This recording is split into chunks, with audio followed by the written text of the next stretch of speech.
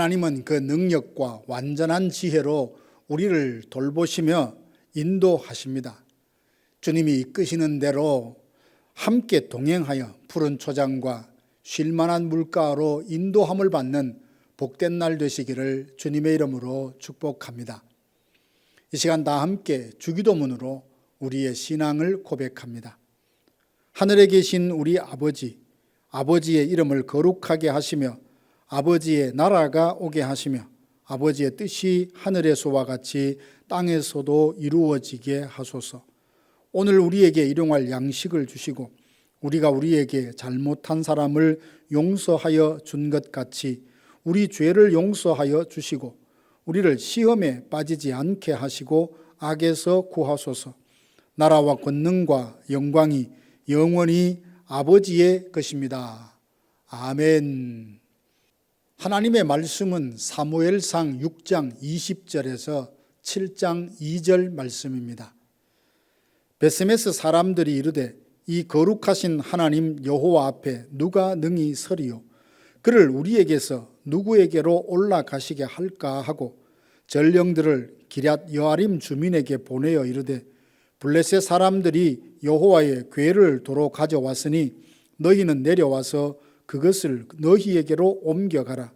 기럇 여아림 사람들이 와서 여호와의 궤를 옮겨 산에 사는 아비나답의 집에 들여놓고 그의 아들 엘리아사를 거룩하게 구별하여 여호와의 궤를 지키게 하였더니 궤가 기럇 여아림에 들어간 날부터 20년 동안 오래 있은지라 이스라엘 온 족속이 여호와를 사모하니라. 아멘. 사람의 시력이 아무리 좋아도 영이신 하나님을 직접 볼 수가 없습니다.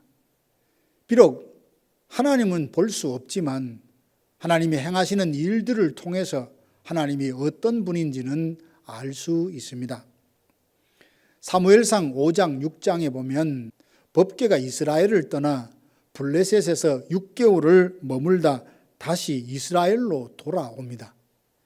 법궤는 하나님의 임재를 상징하는 것으로서 법궤와 관련된 에피소드를 통해서 하나님이 어떤 분인지 함께 생각해 보기 원합니다. 하나님은 영광과 능력과 그 위엄이 무궁하신 분이십니다. 블레셋 사람들은 하나님의 궤를 빼앗아다 다곤 신전에 두었습니다. 그들은 다곤 신의 힘을 입어서 여호와를 이겼다라고 생각하고 다곤의 지휘 아래 그 법궤를 둔 겁니다. 그런데 그 밤에 다곤 신전에서 무슨 일이 있었던 걸까요? 아침에 가보니까 다곤 신상이 엎드려져 그 얼굴을 땅에 대고 있는 겁니다. 사람들은 다곤 신상을 다시 일으켜 세우고 하루를 지났는데 그 다음날 가보니 몸뚱아리만 있고 다곤의 머리와 손발은 떨어져서 온 사방에 흩어져 있는 겁니다. 블레셋 사람들은 다곤 신을 믿고 대장부처럼 싸우면 이스라엘을 이길 수 있고 여호와를 포로로 잡을 수 있다고 생각했지만 사실 하나님은 그들에게 붙잡혀 온 것이 아니라 스스로 이스라엘을 떠나 블레셋에 오시는 겁니다. 다곤 신상이 엎드려져 있는데 사람들이 그것을 일으켜 세웁니다. 이것을 보면 다곤이 얼마나 무능한지 또한 우상을 섬기는 사람들이 얼마나 어리석은지 알 수 있습니다. 다곤은 엎드려졌을 때 스스로 일어서지도 못하는 나무 조각일 뿐입니다. 그러나 하나님은 온 우주의 통치자이시며 그 무엇으로도 그 누구도 대적할 수 없는 전능하신 하나님이십니다. 이스라엘이 전쟁할 때 법궤를 그곳에 갖다 놓고 싸우면 승리할 수 있을 것이라고 믿었다가 3만 명이 죽고 대패를 했습니다. 하나님은 자기 백성을 블레셋의 손에 넘기셨고 자기 백성을 위하여 침묵하셨지만 블레셋 진영으로 홀로 가셔서 그들과 싸우시는데 아무도 당할 자가 없습니다.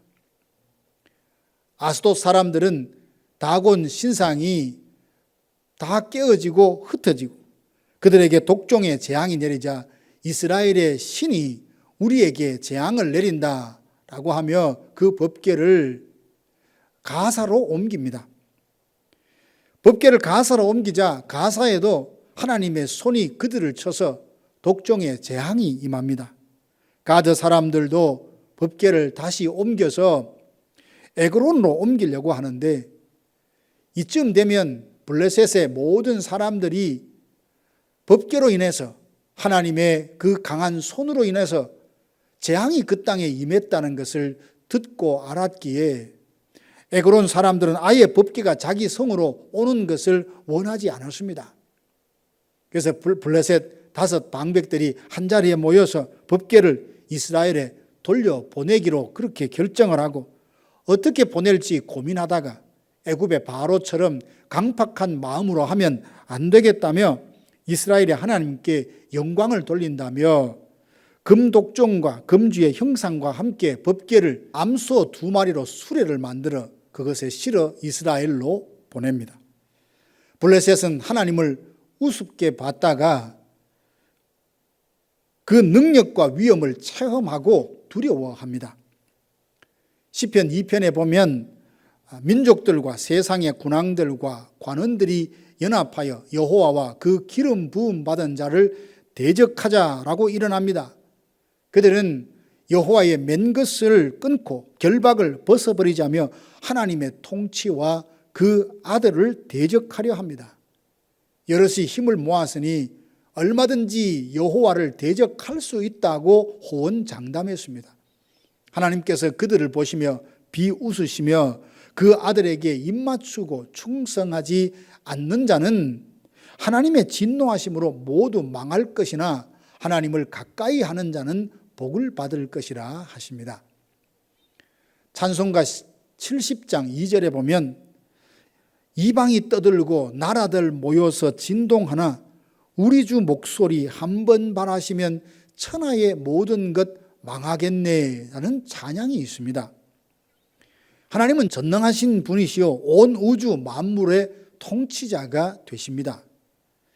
법궤가 이스라엘을 위해서 침묵한 것은 능력이 없어서가 아니라 하나님을 경외하지 않고 타락한 백성들에게 진노하셔서 이방인의 손에 잠시 넘기셨기 때문입니다.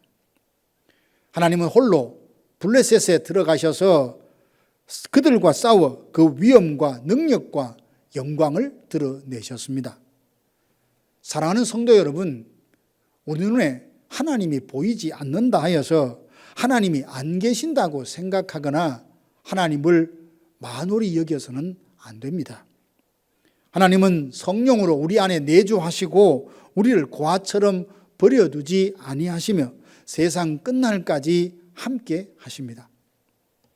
그러므로 하나님의 존재와 위엄과 능력을 인정하고 마음과 뜻을 다해 하나님을 사랑함으로 주님의 보호하심과 인도하심, 공급하심을 받는 성도들이 되시기를 주님의 이름으로 축복합니다.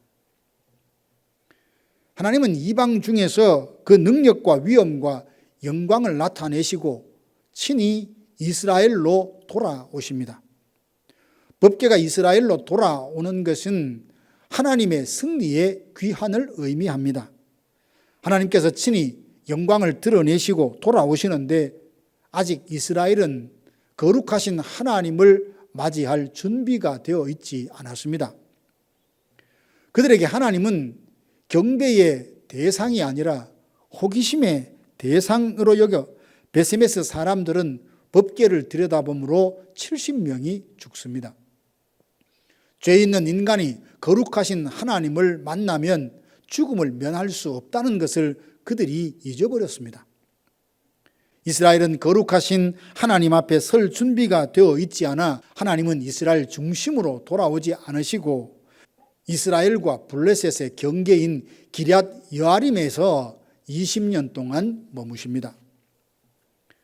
우리가 하나님을 내 삶의 중심에 모시고 싶다 말하면서도 실제로는 하나님을 마음에서 밀어내고 있지는 않습니까?